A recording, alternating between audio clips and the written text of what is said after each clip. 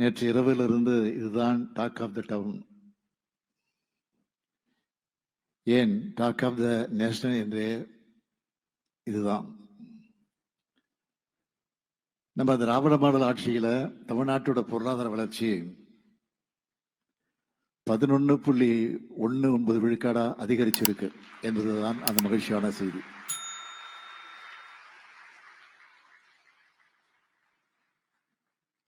தமிழ்நாட்டோட பொருளாதார வளர்ச்சி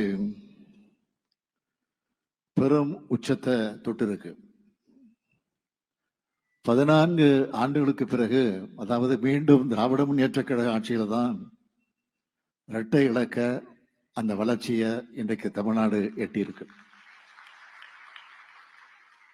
இத நாம சொல்லல, ஒன்றிய அரசினுடைய புள்ளியியல் மற்றும் திட்ட அமலாக்க அமைச்சகத்தோட திருத்தப்பட்ட மதிப்புகளின்படி